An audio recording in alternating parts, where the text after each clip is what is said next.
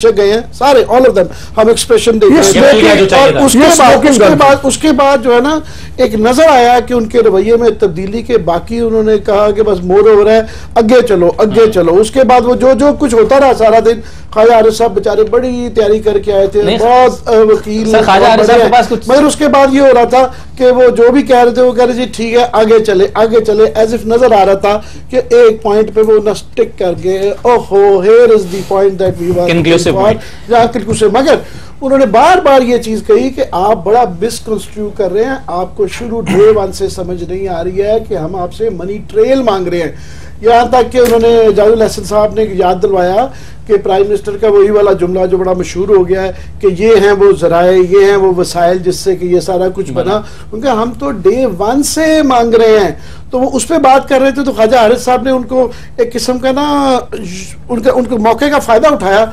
उनका जनाब उसके ऊपर तो आप जजमेंट दे के प्राइम मिनिस्टर को छोड़ चुके हैं। वो दो जज तो अलहदा थे जिन्होंने डिस्क्वालीफाई किया, तो वो जो पहले मवाद था उस पर आप ही दे, उन्होंने कहा आप समेत तमाम जजेस, तीनों जजेस ने तो प्राइम मिनिस्टर को छोड़ दिया।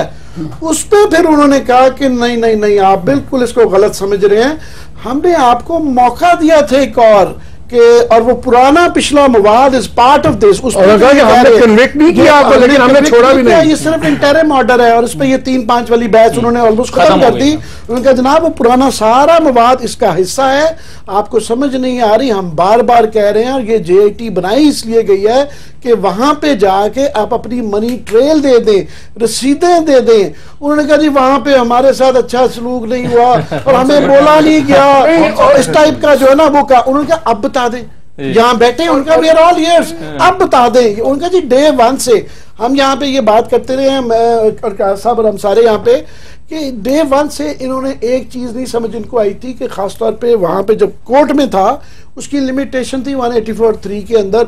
तो जब इधर भेजा गया था JIT में तो वो एंटी करप्शन लॉज में था। हम बार बार कह रहे हैं कि इन्होंने वही रवैया रखा, यहाँ पे बारे सबूत इन पे था। और आज जजेस ने ये बार बार कहा कि आपको समझ नहीं आ रही कि ये आप पे था, ये JIT ने नहीं दे देना। तो आप जो JIT पे तनकीद कर रहे हैं कि ये डॉक्यूमेंट्स इनका खराब है, अच्छा बुरा, उनका काम ये नहीं था, ये उन्होंने एक एडिशनल चीज किया है।